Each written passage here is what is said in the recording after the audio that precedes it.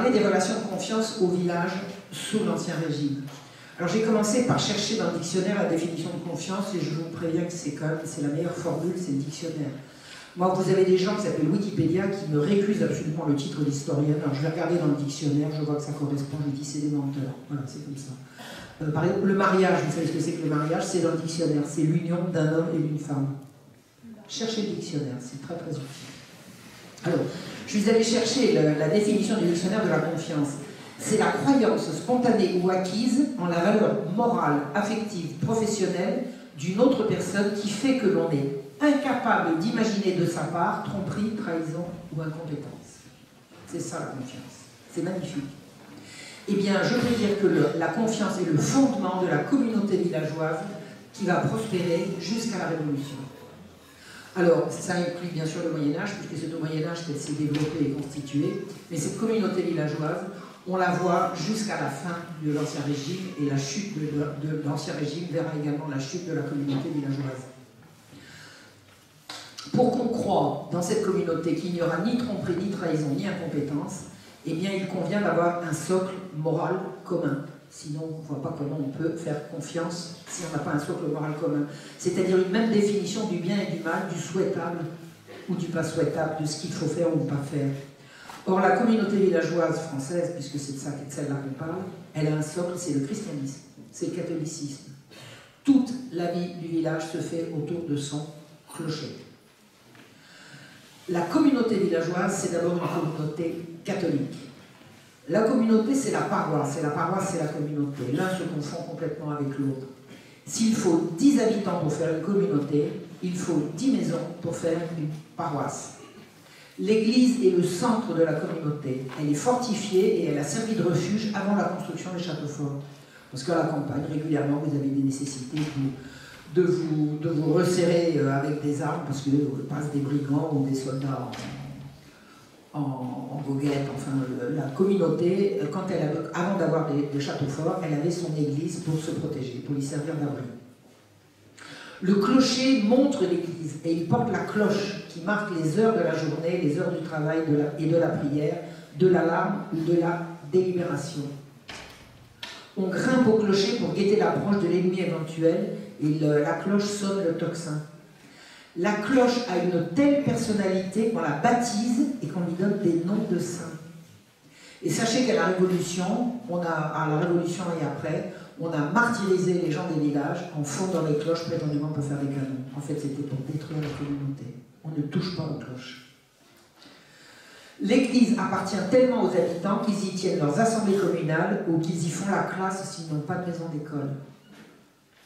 Le prône, vous savez ce que c'est que le prône? C'est l'instruction religieuse, mais aussi administrative ou même judiciaire.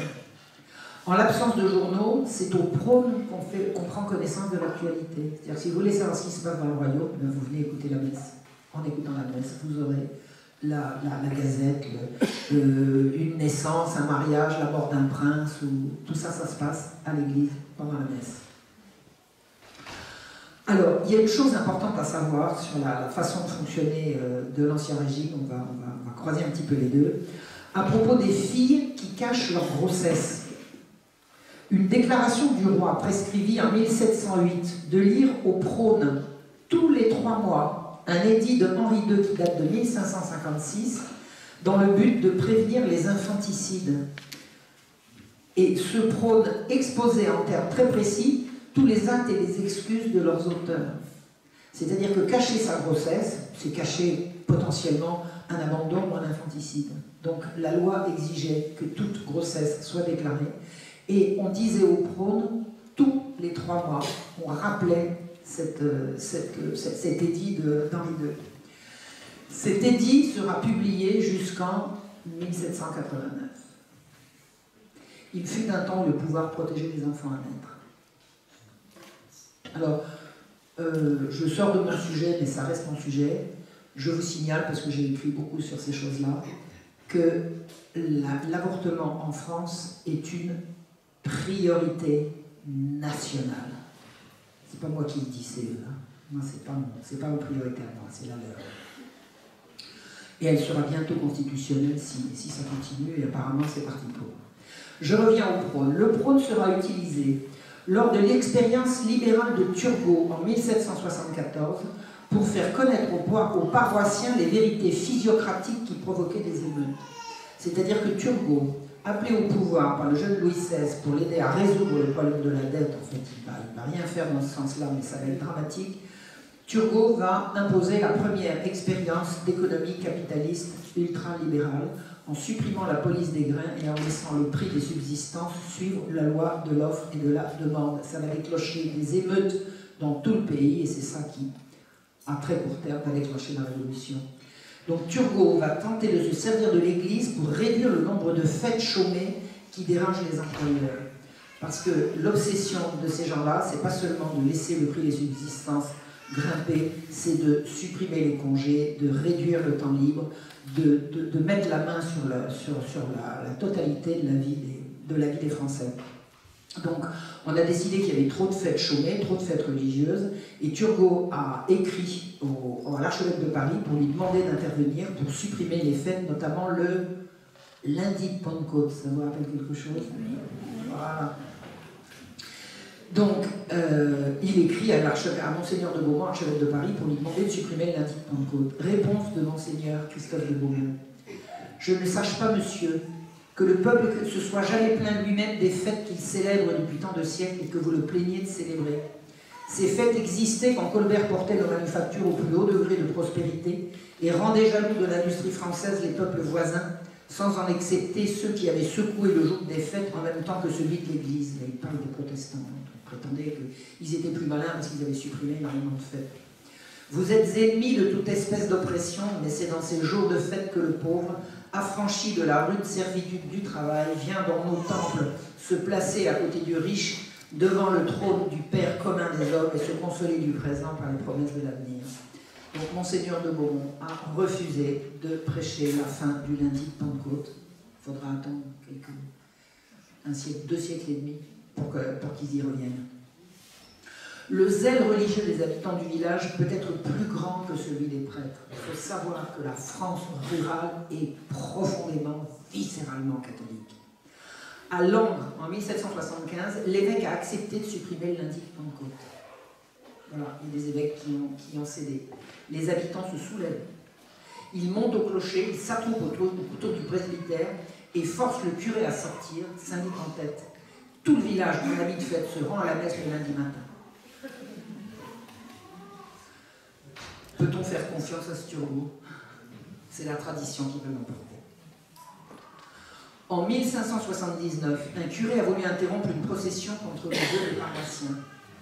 Alors, je ne sais pas si on vous a dit de la façon qu'avaient nos aïeux d'être catholiques, mais on disait souvent, enfin ça s'est dit beaucoup dans certains milieux, que les paysans étaient soumis à leur curé. Je vais vous raconter l'anecdote. Un curé a voulu interrompre une procession parce qu'il n'était pas d'accord pour la procession et les paroissiens la voulaient. Et bien les paroissiens l'ont jeté dans l'Yonne. Le curé a porté plainte. Non, il n'est pas mort. Ils n'ont pas tué leur curé. C'est pas un bain glacé. Le curé a porté plainte. C'est normal. Et bien le magistrat instructeur n'a trouvé aucun témoin. Personne n'a rien dit. La foi des villageois n'est pas manipulable. D'accord. Si un curé est injustement sanctionné par sa hiérarchie, le village va écrire à l'évêque pour le défendre. Parce qu'il est là pour ça. Le village défend sa foi et sa pratique religieuse, donc son curé. Le clergé visite les paroisses pour en recevoir les doléances qui sont rédigées et signées sur le champ. C'est une espèce de droit de remontrance dans la population use sans complexe. Vous avez des problèmes ici? Ah bah oui, il y a ceci, il y a cela, etc. Et ça remonte à l'évêque. Les bons curés sont choyés de la population qui les défendra, armes à la main, quand la Révolution voudra les mettre au pas. Tiens, regarde du côté de la Vendée et de la Bretagne, c'est clair. Les villageois ont défendu leurs curés, les armes à la main. La communauté villageoise est catholique, corps et âme, et elle entend le rester. Qu'est-ce qu'une communauté villageoise? Une communauté fonctionne parce qu'elle a un bien commun. Il n'y a pas de communauté sans communaux. C'est ce qu'on appelle la tradition, et la tradition est communautaire. Tous les villages possèdent des communaux qui leur appartiennent en propre et en collectivité. C'est une propriété collective, des bois, des prés et des champs. dont on dit l'usage en appartient à tous et la propriété à personne. Parce que ces sortes de biens sont appelées choses de l'université dont l'aliénation est prohibée. Ce qui est commun rapporte la nourriture pour les bêtes qui apporteront l'engrais pour la culture, le bois de chauffage ou le bois d'œuvre, les liens pour la moisson, l'osier pour la damerie, le chaume pour les toits, les herbes pour la litière. Celui qui n'a rien y est chez lui. On peut ne rien posséder et ne pas mourir de faim du linge. Alors la propriété privée existe. Hein. Je vous parle de la propriété collective qui est à côté de la propriété privée. Et vous pouvez vivre au village sans avoir de champ propre, de terre à vous. La propriété privée est très sévèrement limitée. La propriété privée est très sévèrement limitée par les droits de la communauté. La terre cesse d'être privée dès que les fruits en sont enlevés. Donc vous avez un champ qui vous appartient, il est à vous, d'accord? Vous l'avez reçu en héritage, il est à vous. Il est à vous jusqu'à après la moisson. Dès que vous en avez retiré les fruits, votre champ revient à la communauté. À tous, c'est-à-dire riches ou pauvres également. Aucun propriétaire, fût-il le seigneur, ne peut interdire que les paysans y envoient leurs bêtes. Une fois la moisson passée, les champs appartiennent à tous et tout le monde peut y envoyer ses bêtes. Le seigneur est soumis aux mêmes règles et aux mêmes servitudes que les autres habitants du village. Le seigneur fait partie du village. Les pâturages appartiennent à tous et le seigneur n'y a aucun droit particulier. Il peut faire paître ses propres bêtes, ni plus ni moins. Le seigneur qui fait battre les étangs pour faire taire les grenouilles par ses manants est une grossière plaisanterie. Vous avez entendu parler de cette histoire. Quand il y a eu l'abolition des privilèges à Paris, là, la nuit du 4 août, il y a des gens qui racontaient que les seigneurs absolument odieux réveillaient les villageois pour que les villageois, la nuit, allaient battre les étangs pour faire taire les grenouilles. Alors, est-ce que vous avez déjà entendu un truc plus crétin? Est-ce que vous imaginez le bruit, le boucan que doivent faire des paysans qui tapent sur un étang pour faire taire des grenouilles? Il faut vraiment avoir de l'imagination pour inventer des fadaises pareilles. Et alors, il y a même quelqu'un qui a dit que le Seigneur, quand il avait froid, il ouvrait le ventre d'un paysan pour se chauffer les pieds dans ses entrailles fumantes. Enfin, il ne savait pas quoi inventer. Des gens qui n'avaient jamais mis les pieds à la campagne et qui ne savaient pas quel genre de rapport les paysans, les villageois pouvaient entretenir avec leur Seigneur. Alors, comme chef de la communauté, le Seigneur se fera respecter s'il respecte la communauté. La vaine pâture est pratiquée partout et elle est le droit correctif à la propriété privée. Une fois le blé et le foin engrangés, la terre redevient vaine, c'est-à-dire vide. Le plus pauvre des paysans, celui qui ne possède pas de terre, peut avoir des bêtes et s'en nourrir. Grâce à la communauté, le pauvre vit sans manquer de rien. Les communautés appartiennent au village depuis toujours. Ils sont gérés en propriété collective. Ils sont défendus en justice contre d'éventuels abus du Seigneur, les nouveaux seigneurs. Alors je vous explique ce que c'est que les nouveaux seigneurs et les anciens seigneurs. Les anciens seigneurs, ce sont ceux qui sont devenus les héritiers de ceux qui sont devenus seigneurs, c'est-à-dire cette partie de la population qui, les armes à la main, défendent la communauté contre les dangers qui la guettent. C'est-à-dire que le seigneur est celui qui, pendant que le travailleur travaille les champs et que le prêtre prêche et s'occupe des choses de l'esprit et du bon Dieu, c'est celui qui, les armes à la main, va défendre la communauté militairement. Or, vous avez, au fil des ans, et notamment à l'époque moderne, c'est-à-dire autour des guerres de religion, à partir des guerres de religion globalement et jusqu'à la Fronde, vous allez avoir un transfert de propriété des anciens seigneurs qui vont vendre leur propriété ou à des nouveaux seigneurs, c'est-à-dire à des anoblis. Les anoblis vont acheter la terre pour se faire de l'argent avec. C'est une nouveauté, ça n'existait pas avant. Donc vous allez avoir de nouveaux rapports avec les nouveaux seigneurs, et alors que la communauté, elle, n'a pas changé, elle va avoir comme seigneur, pas tout le temps, mais de plus en plus, une nouvelle race de seigneurs avec qui ça ne va pas du tout bien se passer. Je vais vous raconter quelques anecdotes qui sont assez truculentes. Alors, les nouveaux seigneurs commencent à abuser. Ils vont réclamer un certain nombre de choses qui ne sont pas dans la tradition, et de plus en plus, les villages vont s'opposer à leurs seigneurs. Je reviens fin de la parenthèse sur les nouveaux seigneurs, les communaux appartiennent au village depuis toujours et ils sont source de revenus. C'est-à-dire que les habitants se répartissent le produit des coupes de bois. Si le village a du bois, il en coupe, il en vend et tout le village se partage, foyer par foyer, le bénéfice de la coupe de bois. Les malheurs de la guerre vont pousser les paysans à s'endetter et à aliéner leurs communaux pour se renflouer. Et ça, c'est un mouvement absolument dramatique. Chaque fois que, par la faute des nouveaux seigneurs, des procès vont être perdus, et pour payer les procès, on vend un morceau de bois, on vend un morceau de pré, on aliène. Et l'aliénation se fait en assemblée générale du village. On n'a pas le droit d'aliéner si tout le monde n'est pas d'accord, mais de plus en plus, les villages vont s'appauvrir.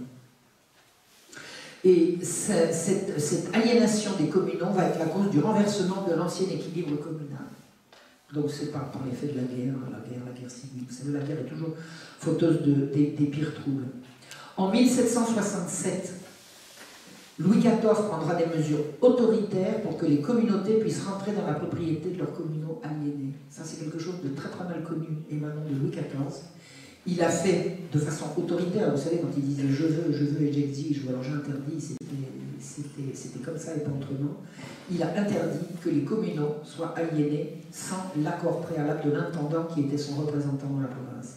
Et les intendants avaient comme fonction, comme tâche, d'empêcher l'aliénation des communaux. Et grâce à cette intervention autoritaire du roi Louis XIV, la plupart des communaux ont pu être sauvés, sinon c'était l'indépendance, il n'y aurait plus rien.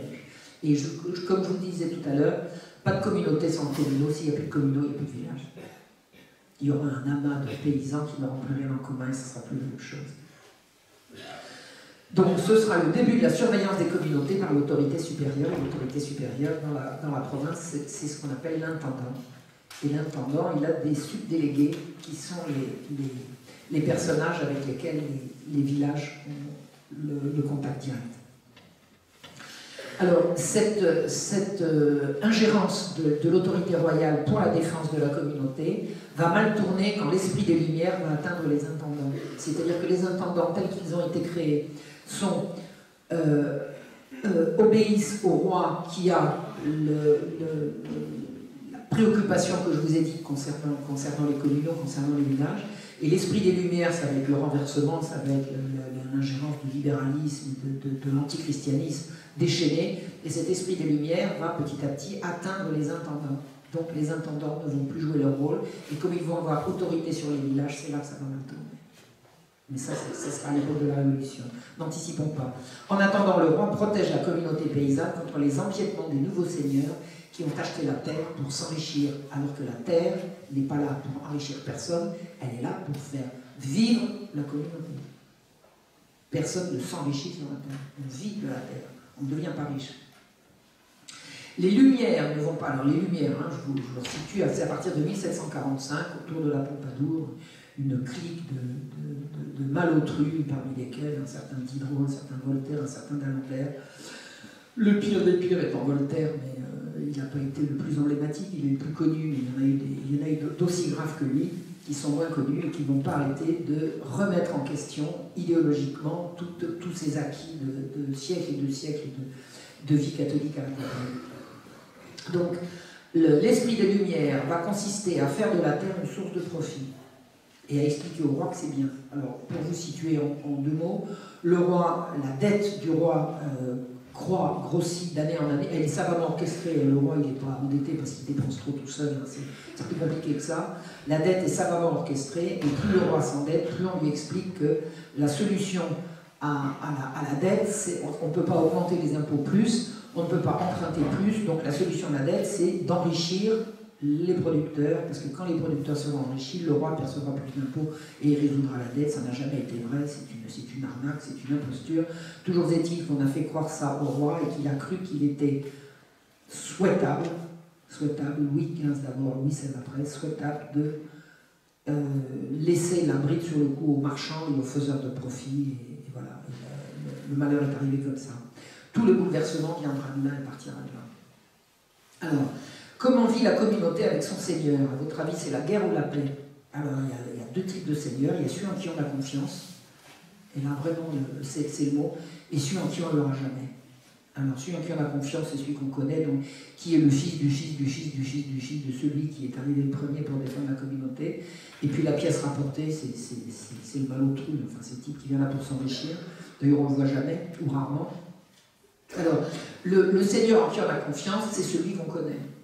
D'abord, il est familier du village, il est secourable quand il le faut, il connaît tout le monde. Il est le témoin de leur mariage, il est le parrain de leurs enfants, sa femme et leur marraine. C'est comme ça que ça se passe au village. Parfois, le fils du Seigneur aura comme parrain ou marraine des gens du village. Alors, je ne dis pas qu'ils vont se marier, hein, ça certainement pas, mais enfin, n'empêche. Ça ne les empêche pas de jouer aux billes ensemble et de rigoler pendant leur enfance. Le Seigneur et sa famille participent aux fêtes et dansent avec les paysans. Souvent, le fils du Seigneur et celui du paysan apprennent à lire dans la même école de paroisse.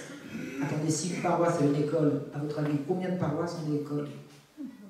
Bon, on va poser la question. Combien y a-t-il de paroisses sans école? 0. Une paroisse, une école. Donc le fils du Seigneur, le Seigneur, s'il veut que son fils et sa fille apprennent à lire, soit il va se payer un précepteur, soit il va l'envoyer à l'école. Donc, ils se connaissent. Ils usent leur fond de culotte sur les mêmes bancs. Dans certaines régions, le lien s'est distendu par l'absence du Seigneur. Et les régions où le lien ne s'est pas distendu, eh bien, on a vu à la Révolution les seigneurs prendre la tête de la révolte des paysans, confère la Vendée. Est-ce qu'il y en a parmi vous qui ont vu le film qui se... Eh bien, vous avez de la chance parce que moi, c'est la semaine prochaine que je le vois. Mais je connais l'histoire, je connais la chanson. C'est exactement ça qui s'est passé. Ce sont des paysans qui sont allés voir leur seigneur en leur disant « Dites donc, on vous paye, à nous défendre, c'est maintenant. » Et puis celui qui se cache sous le lit, on va le frapper. En disant « C'est ici, c'est maintenant. » C'est ça la révolte vendéenne.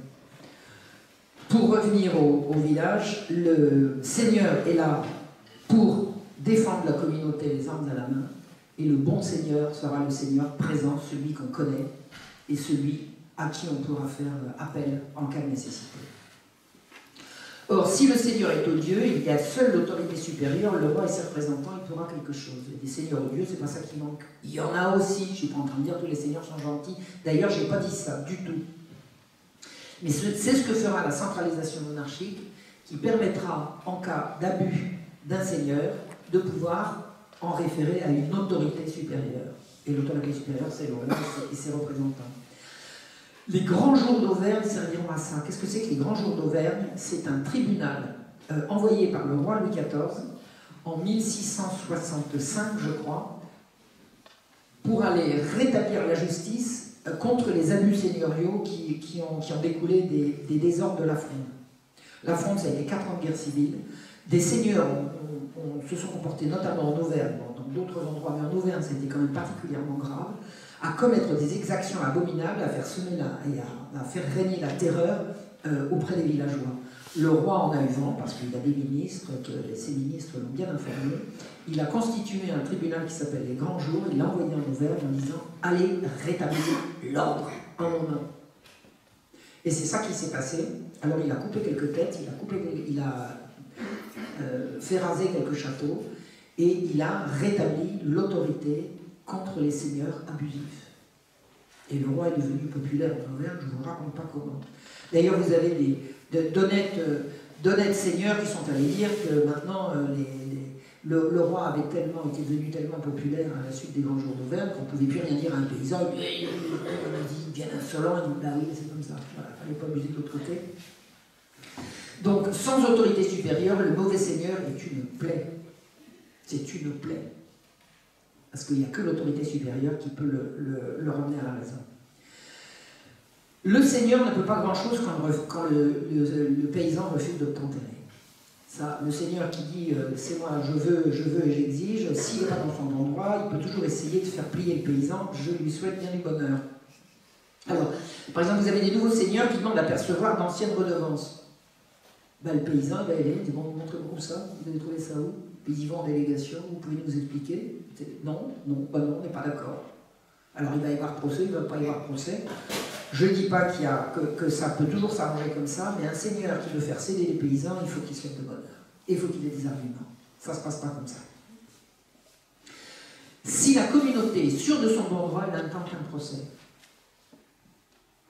En 1680, Madame de Sévigné se plaint avec résignation d'être obligée de renoncer à des redevances que les paysans refusent de lui payer. Alors elle est à Versailles, elle écrit, vous allez me faire payer ça. Son intendant lui dit, écoutez, débrouillez-vous, moi j'y arrive pas. Ils veulent pas, ils veulent pas. Allez faire payer les paysans qui veulent pas. La situation va se détériorer au fur et à mesure que les seigneurs ne seront plus des gens d'épée, mais des gens de robe, c'est-à-dire des juges. Quand le seigneur devient un juge, pour gagner un procès, c'est infiniment plus difficile. Vous entendez bien? Vous entendez bien là? Donc le Seigneur ne sème pas toujours la terreur et il arrive que ce soit lui qui pâtisse. Alors j'ai connu plusieurs cas, alors tout ça ce sont des cas qui ont été répertoriés par un historien qui s'appelle Albert Babot qui a travaillé sur les archives paysannes. Enfin, c'est extraordinaire le travail qu'il a fait, notamment en Champagne. Il cite le cas d'un seigneur qui avait son banc à l'église. Alors le seigneur a en général son banc à l'église, son banc pour sa famille. Bon. Et des parvenus, des nouveaux seigneurs ont voulu... Attendez, je suis en train de confondre deux trucs. Bon.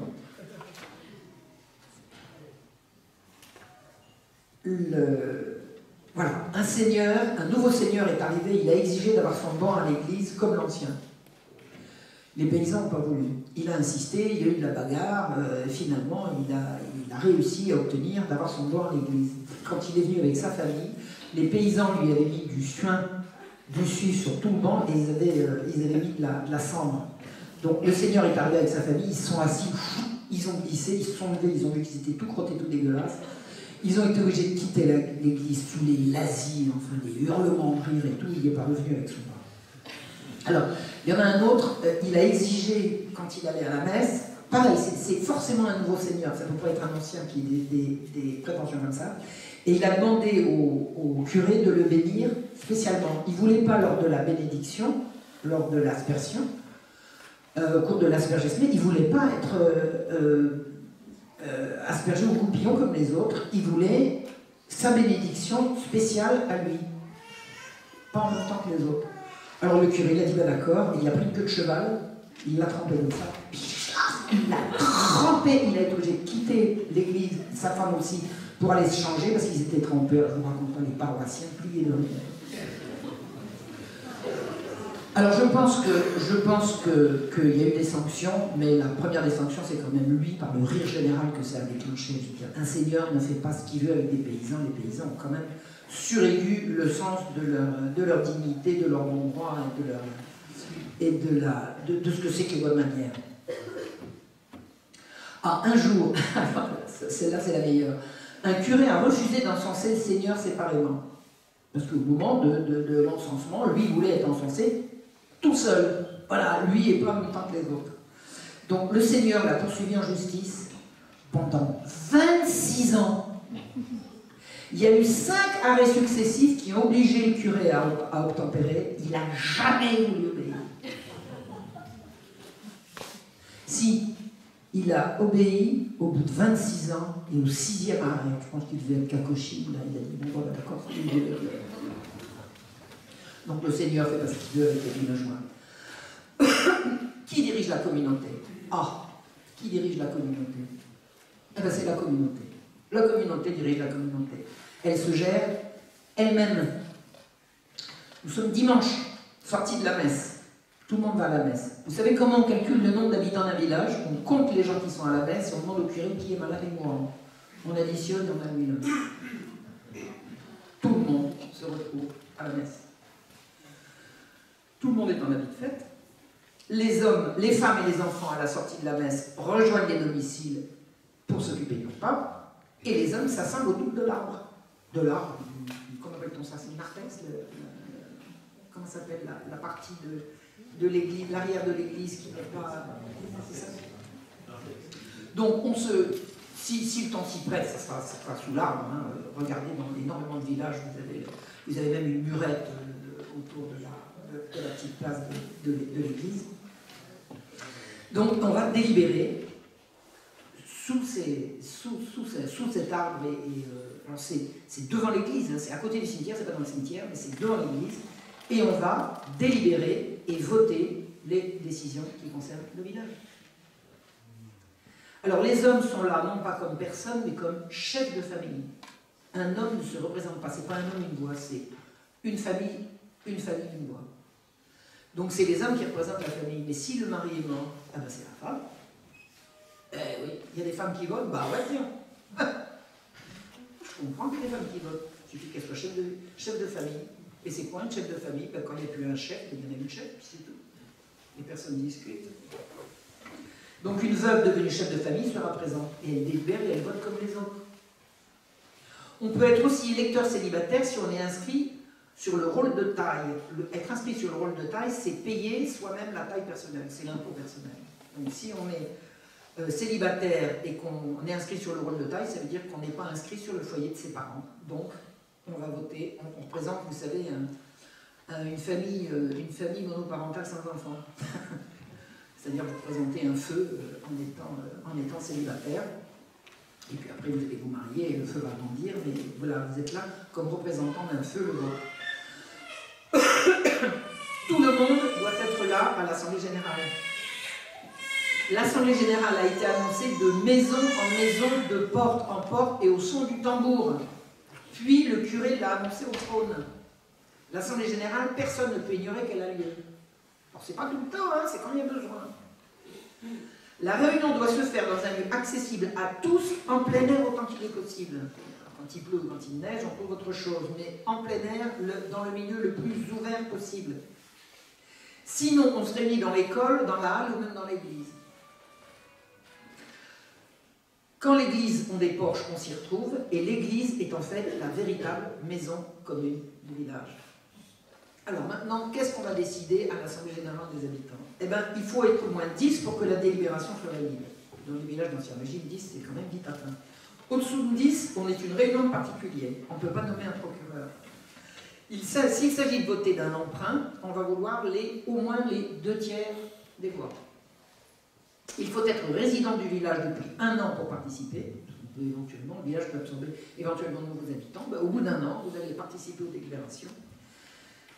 On a vu aller chercher les récalcitrants. Dites donc, machin truc, là, il est parti à la sortie de la messe, il ne vient pas à la réunion. Quelqu'un va le chercher, là? Attendez, la réunion, c'est pas comme ça pour rigoler, c'est tout le monde. Allez, on va chercher les récalcitrants. On peut être frappé d'amende si on refuse de se rendre aux assemblées. Ou alors si on a quitté la réunion avant le vote. Ah ah! Il a participé à la réunion, il n'a pas voulu voter. Le vilain.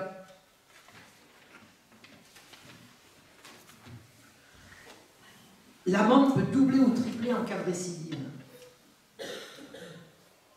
Elle peut être payée en nature. On ne demande pas aux gens de vendre. Vous savez, être payé en nature, c'est quand même la façon la plus simple. D'ailleurs, à votre avis, la dîme, ce qu'on paye, hein, c'est doublé. Hein. C'est doublé. L'impôt se paye le plus souvent possible, je dis bien, en nature. Alors, on a vu sanctionner ceux qui partent avant la fin. Et quelle est la règle de fonctionnement du village? Eh bien, c'est chaque village qui l'a défini. Qui a dit la règle au village? Les villages. Chacun, pour lui-même. Le syndic ou le juge annonce le sujet de la délibération du jour, la décision commune qu'il va falloir prendre et qu'on a affichée sur les murs. Personne n'arrive à la réunion sans savoir de quoi on va parler. Pour ceux qui ne savent pas lire, parce qu'il en reste qui ne savent pas lire. En général, ils savent lire, parce qu'ils ont été à l'école depuis tout petit.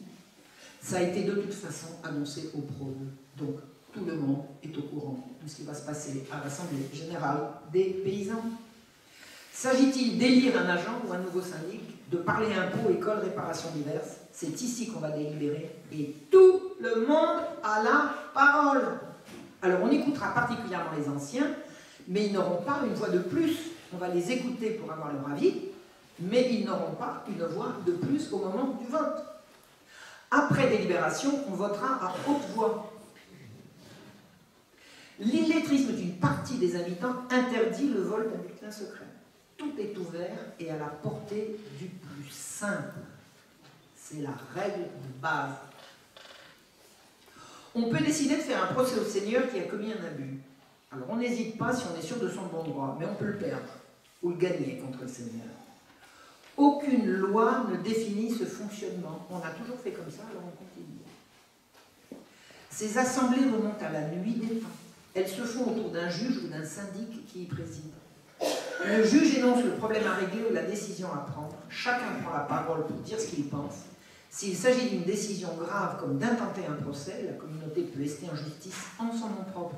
Hein. Un village, c'est le village un tel, la communauté un tel contre le seigneur un tel. Ou d'aliéner des communaux, on suivra l'avis des anciens sans obligation de le faire. Aucune loi ne régit ces assemblées, seul l'usage fait force de loi, l'usage de temps immémoriaux, c'est la tradition. C'est avec elle que s'est construite la France rurale. C'est quand l'État, c'est-à-dire les Lumières et la Révolution, interviendra qu'on donnera une voix aux seuls contribuables, laissant de côté les plus pauvres. C'est les Lumières qui vont introduire que pour pouvoir parler, il faut payer un certain taux d'impôt, un certain sens. Turgot, dans son grand projet de réforme, a voulu qu'on ne donne une voix qu'aux propriétaires. Turgot avait proposé à Louis XVI une réforme qu'il appelait la réforme des municipalités, où il disait chaque village va élire des représentants en fonction des impôts qu'ils payent, c'est-à-dire de leur état de fortune, qui eux-mêmes éliront des représentants à une assemblée. Alors ça sera l'assemblée, la municipalité communale, ensuite il y aura l'assemblée qui deviendra le département, ensuite la région et tout ça, mais devait mener à une espèce d'assemblée nationale. Louis XVI, quand il a vu ça, il a dit il est chou, il veut tout mettre cul par-dessus tête. Louis XVI a refusé, puis c'est quand même ça qui est passé. C'est quand même ça qui est passé par la suite. Donc Turgot, dans son grand projet de réforme, voulait qu'on ne donne une voix qu'aux propriétaires.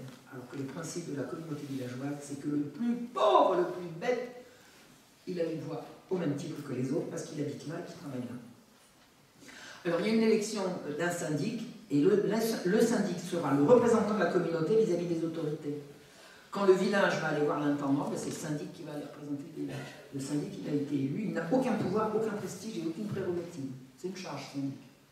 Alors on le défraye quand même, hein, c'est le minimum, mais c'est tout. Donc son mandat dépend de la volonté des habitants, il peut être limité ou révoqué par eux. C'est une charge sans compensation.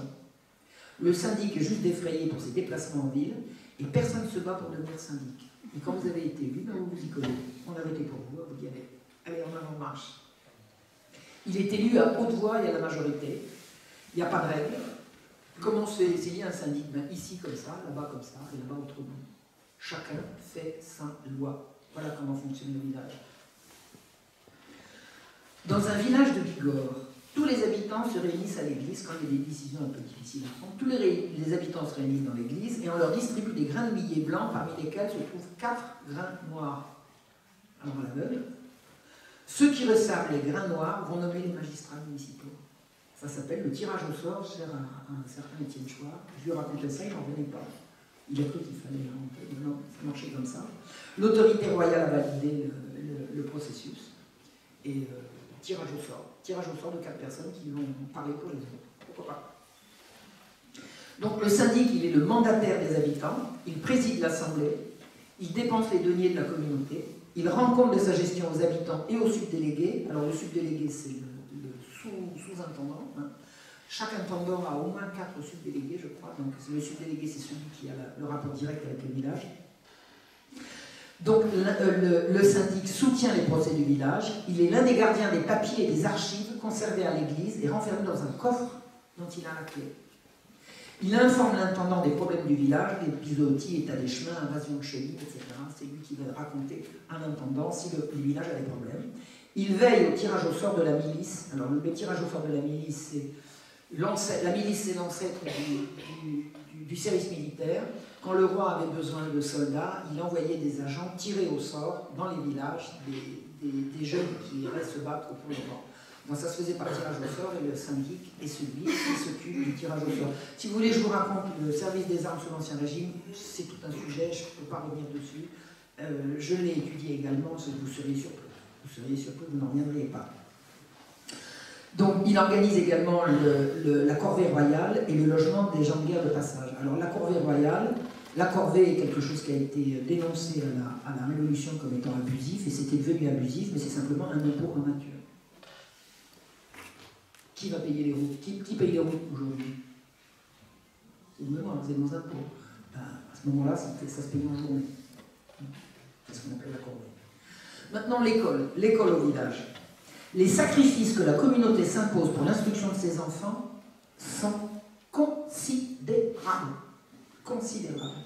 C'est la commune qui construit, achète et loue une maison d'école et qui subvient à la rétribution des maîtres. Il y a des écoles partout, partout, dans tous les villages depuis le Moyen-Âge. Un ambassadeur vénitien au XVIe siècle déclarait à cette époque qu'il n'y avait personne en France qui ne sache lire et écrire. Je crois qu'il a exagéré. Il y en avait certainement qui ne savaient pas lire et écrire, mais la vision d'ensemble qu'il en avait, c'était phénoménal. Tout le monde apprend à lire et à écrire. Il y a des écoles pour tout le monde. Louis XIV a rendu l'école primaire obligatoire dans tout le royaume jusqu'à 14 ans. Mais le rendre obligatoire, c'est pas créer des écoles. Il a rendu obligatoire ce qui existait déjà, de façon volontaire. Il a fixé le salaire minimum du maître et en a fait une dépense obligatoire pour les communautés. C'est-à-dire, quelle est l'intervention du roi dans l'instruction publique? C'est de dire, vous ne pouvez pas payer un instituteur au-dessous d'un certain salaire, parce que c'est indécent. Ça, c'est l'autorité royale. Vous croyez que le roi va intervenir pour choisir un instituteur? Non, mais qui se mêle de ses affaires? De quoi je me mêle? Et il en fait une dépense obligatoire pour les communautés. Bon, c'était une dépense qui était de toute façon budgétée. Il a ordonné que soit publiée tous les 3 mois la liste des enfants non scolarisés pour faire compte aux parents. Et là s'arrête son rôle. L'idée d'un ministère de l'Éducation est un contresens sous l'Ancien Régime. Comment s'appelait le ministre de l'Éducation sous Louis XVI? Le quoi? Quoi faire? On va quand même pas avoir quelqu'un qui va se mêler de nos affaires. Qui s'occupe de l'école?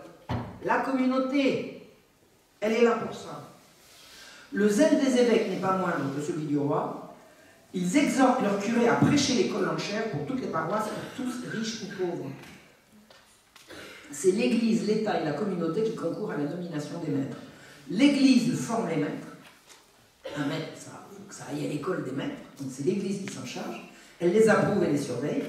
L'État autorise la nomination et l'entérine, mais c'est la communauté qui choisit le maître, traite avec lui et lui donne le programme qu'ils exigent que le maître fournisse à leurs enfants. Vous imaginez le roi qui va dire vous allez leur apprendre ceci, oh! Vous savez ce qu'ils veulent les parents? Que leurs enfants sachent lire, écrire et compter.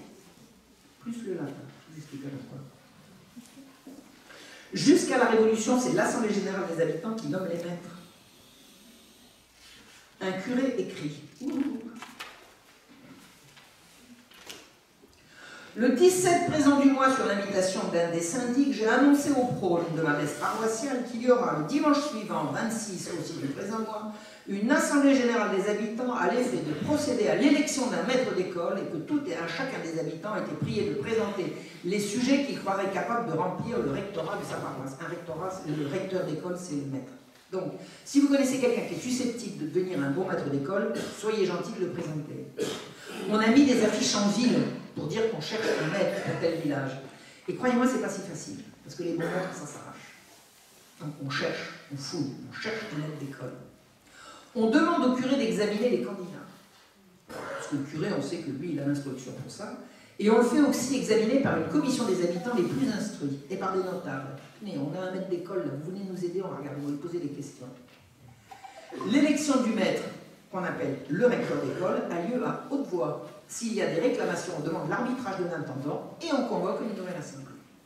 Il faut que tout le monde soit d'accord.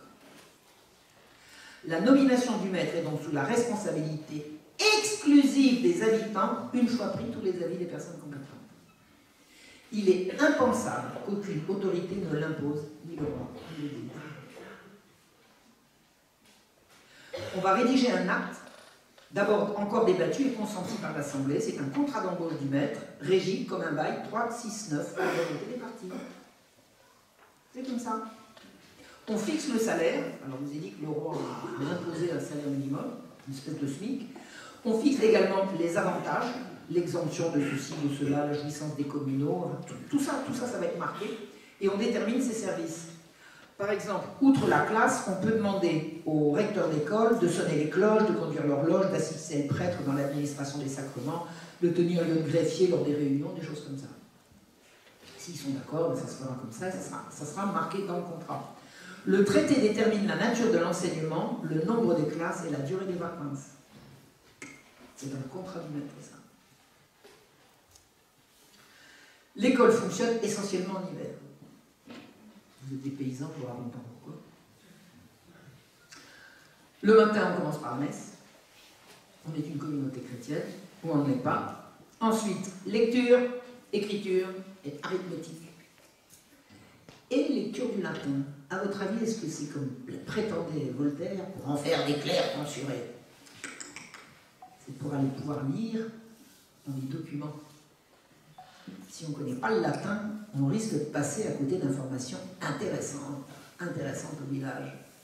Donc un beau maître d'école, il va apprendre à lire et écrire en français, et si possible, il va donner des leçons de latin. C'est comme ça que vous avez des gosses qui ont appris le latin, puis après qui sont montés dans la hiérarchie et qui ont fait des carrières. Mais l'idée des paysans, c'est qu'il faut qu'au village, on ait des gens qui sachent lire le latin, qui est la langue des instruits. Donc pour ne pas être laissé sur le bord de la route, le village va demander autant que faire se peut que au moins certains de ses enfants puissent apprendre le latin. Alors les anciennes chartes qui ont été signées entre les premiers seigneurs du village, elles étaient écrites en latin. Et si vous voulez un seigneur qui dit d'après la charte machin chouette de 1200 et tout, ah oui, on peut voir où? Bah oui, mais c'est en latin. Ah, voilà. Ah, également le déchiffrage des vieux textes. Bon, en langage moderne, on appelle ça la paléographie, mais ça s'apprend aussi. Ça s'apprend aussi. Et un instituteur, on peut lui demander, est-ce que vous connaissez la lecture des anciens textes? Et ça peut être un argument d'embauche entre deux. Il y a également, est-ce qu'il sait chanter? Est-ce que le recteur d'école va savoir chanter? Et un recteur d'école qui sait chanter, qui sait faire chanter les gosses, il a une chance par rapport à celui qui en a. C'est plusieurs personnes pour le paiement des gages du recteur d'école est assuré par les parents qui payent en fonction de leurs moyens. Ça, c'est le village. C'est l'Assemblée générale qui va décider qui paye quoi. Et il est hors de question que le plus pauvre ne puisse pas envoyer ses enfants à l'école. Ça, c'est pas envisageable. C'est pas envisageable. Aucune injonction ne vient de plus haut, sauf le salaire minimum imposé par le roi. Et dans certains pays, on peut les payer en nature. Si c'est insuffisant, c'est-à-dire si les parents, le salaire que versent les parents n'est pas suffisant, la communauté peut attribuer au maître le revenu de certains biens ou droits qui appartiennent au village. Si les parents ne suffisent pas, la communauté supplée. Hors période scolaire, le maître se rend utile à d'autres occupations qui sont à sa portée, il fait partie intégrante du village. Tous les instituteurs d'un doyenné sont rassemblés une ou deux fois l'an pour mise à niveau et instruction de leurs devoirs.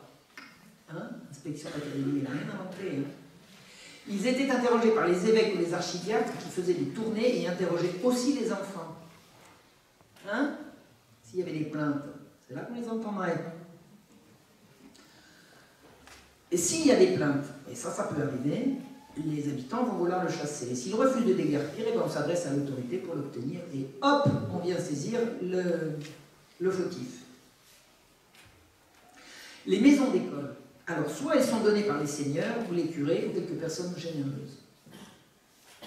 Vous avez un seigneur ou un riche bourgeois qui a une grange dont il ne se sert plus, ça pourrait faire une belle maison d'école, allez, on la donne au village, et la maison d'école est là. Certaines sont fournies par les fabriques, qui sont les assemblées gérant les biens de l'Église. La majorité est l'affaire de la communauté et de ses seules ressources. La maison d'école est l'affaire de la communauté et de ses seules ressources.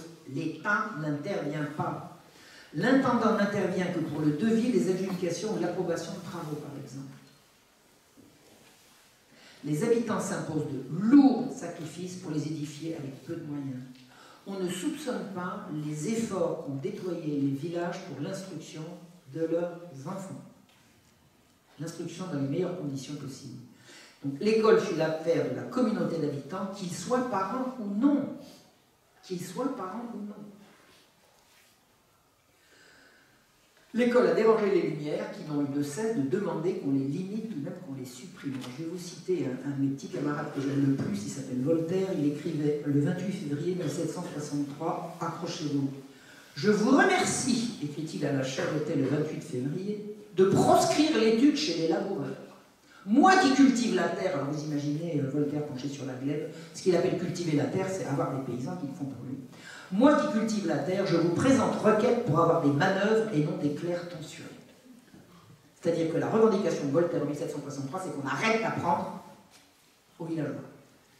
Il y a un certain Rousseau, hein, il paraît qu'il a écrit l'Émile, mais il n'a pas que, il a écrit également la Nouvelle Héloïse, dans laquelle il dit « N'instruisez pas l'enfant du villageois, car il ne lui convient pas d'être instruit. » C'est pas ça. Hein. Et Lachalotet, un magistrat janséniste qui a écrit sur l'éducation, écrit « Le bien de la société demande que les connaissances du peuple ne s'étendent pas plus loin que ses occupations. » C'est-à-dire que ces gens-là vont se battre contre la communauté villageoise, mais jusqu'à sa mort, et notamment contre la magnifique entreprise d'instruction menée à bien par les villages. Un autre lien qui unit les villageois, c'est la fête. Alors, il faut savoir ce que c'est que la fête au village. En 1758, on écrit « Le berger en conduisant ses troupeaux, le laboureur courbé sur sa charrue, l'ouvrier même au milieu de ses travaux les plus pénibles parmi nous, tout le monde chante. » Et on aurait pu dire également tout le monde danse. La musique et la danse consolent de beaucoup d'autres jouissances, écrit un intendant. En Auvergne, dit Fléchier, dès que le printemps est arrivé, on ne voit pas une rue ni une place publique qui ne soit pleine de danseurs. Dans le Nivernais, en 1675, on raconte, soit dans la cuisine, soit dans les prairies, on danse au son de la musette, les vives bourries, les vives sauteuses, sous tous les règnes on a dansé, sous Louis XIV on danse aux chansons ou au son des violons et des hautbois sur les places publiques le dimanche. L'abbé de Marolles parle avec attendrissement des danses rustiques du temps d'Henri IV. Alors, est-ce que certains d'entre vous connaissent le chant Vive Henri IV Vive Henri IV, vive ce roi galant. C'est devenu l'hymne de la royauté française.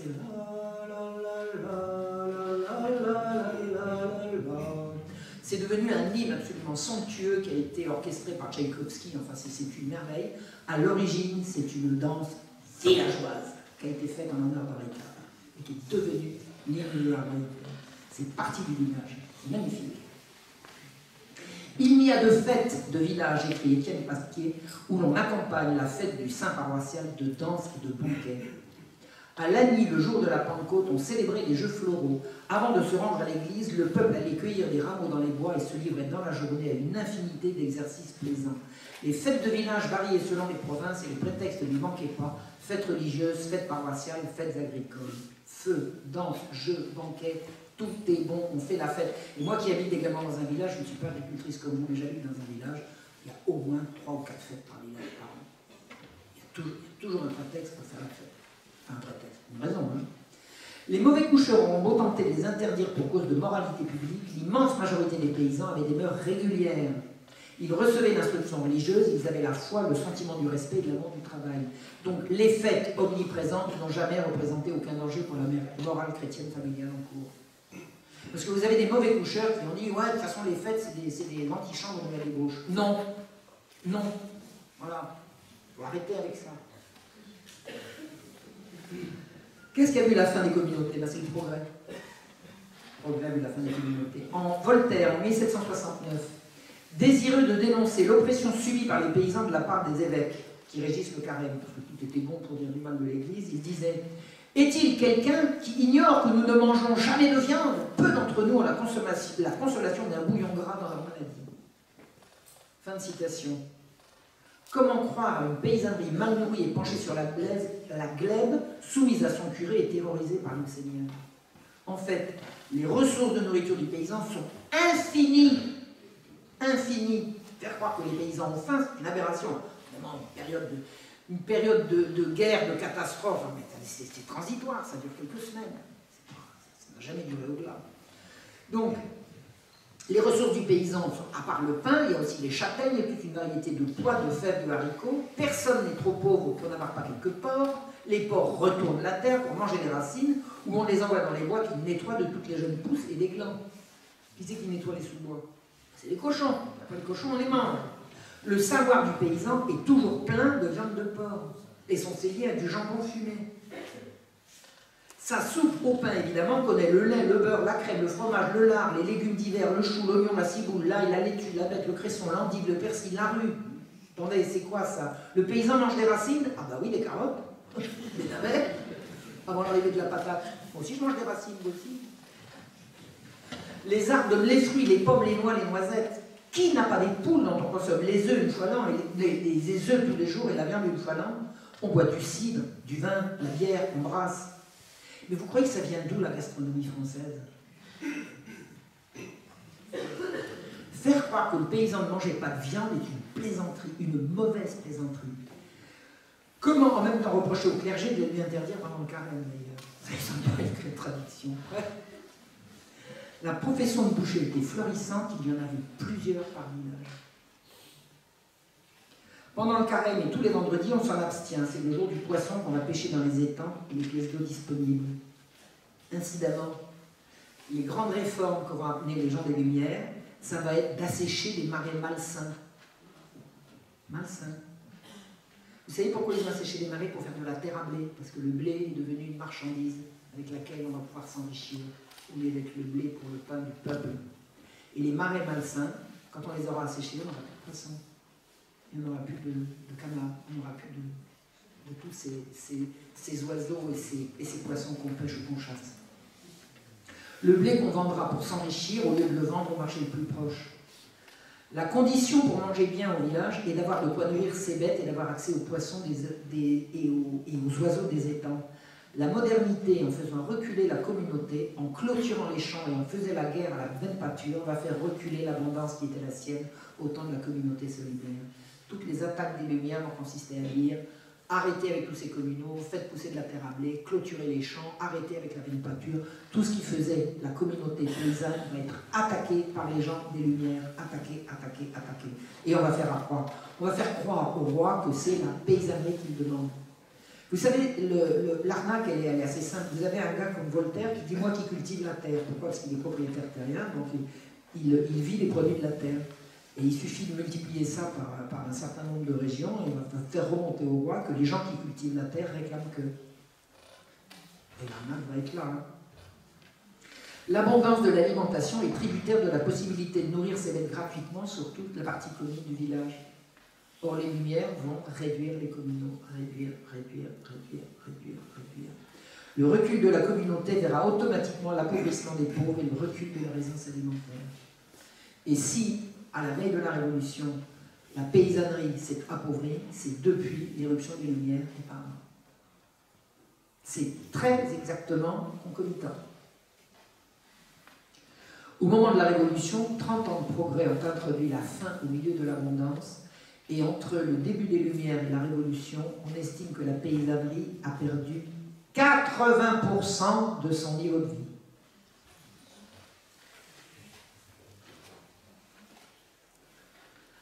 L'État a été en même temps oppresseur par la charge fiscale et défenseur, avec la surveillance paternaliste des intendants qui interdisaient les procès mal engagés, où la communauté perdait à coup sûr. Donc l'État a eu un rôle à la fois bon et mauvais.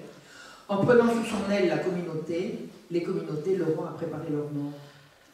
Le 25 juin 1787, poussé par le besoin de réformes nécessaires à la levée de nouveaux impôts, le roi a créé les municipalités que suggérait Turgot 12 ans plus tôt. La municipalité qui part du début, qui part de la base, et qui demande aux possédants d'élire quelqu'un qui va remonter, etc.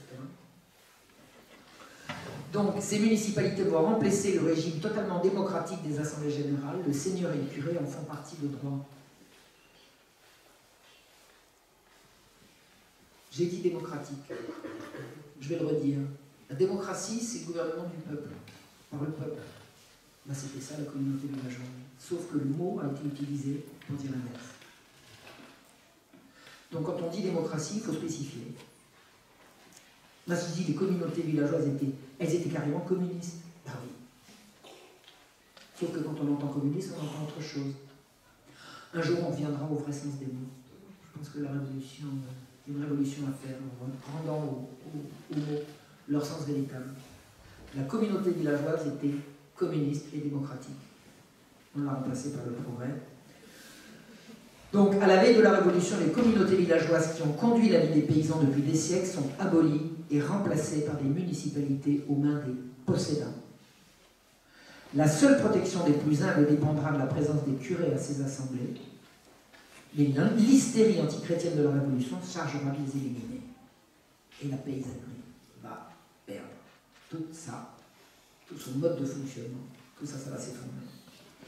Pour mener à bien sa révolution capitaliste, la classe montante a su se débarrasser du roi, de l'Église et de la communauté villageoise qui ont forgé, bâti et cultivé la France. Alors je pourrais m'arrêter là, mais j'ai fait un petit addendum pour parler des impôts. Alors qu'est-ce que je rajoute l'addendum ou est-ce que j'arrête là? On continue, il n'y en a pas pour long. Il n'y en a pas pour long, je vais vous parler des impôts. La charge des impôts royaux a toujours été lourde et certainement source d'une oppression très douloureuse. Comment se répartissaient l'impôt? Vous aviez deux types de territoires. Vous aviez une élection qui était la subdivision administrative chargée de l'impôt qui correspondait à la généralité ou le territoire de l'intendant. L'intendant dirige une généralité et une généralité sur le plan de l'impôt, ça s'appelle une élection.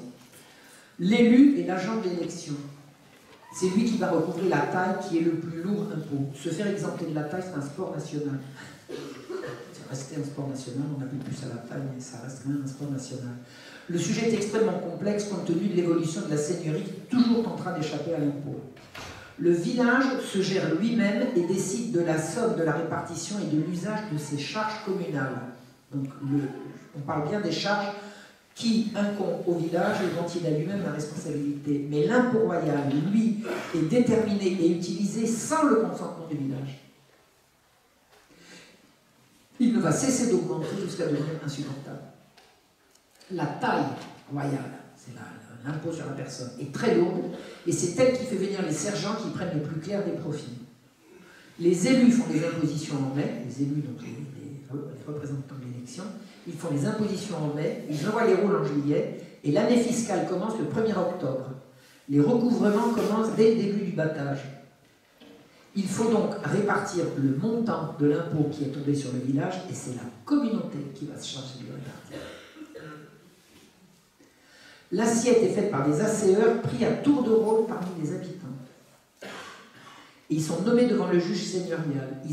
Ils sont toujours désignés par la communauté, convoqués et réunis au son de la cloche à la sortie de la messe, comme je vous ai dit, pour toutes les décisions. L'asséeur fait vérifier le rôle établi par un agent de l'intendant et le publie à la porte de l'église. Tout le monde en connaît donc le détail.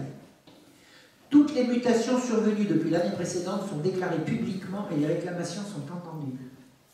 On discute de la réduction des cotes de certains pour services rendus, le maître d'école, le tambour, le serrurier chargé de l'horloge ou autre.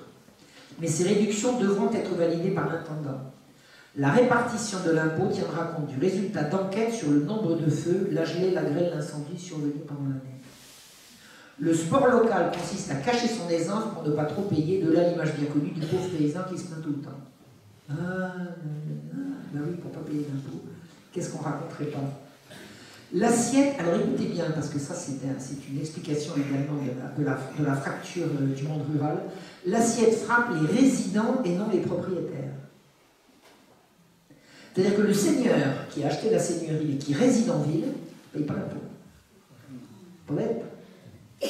Le nouveau seigneur, notamment, arrivé à la terre pour investir son argent, bourgeois, anobli ou non, ne paiera pas.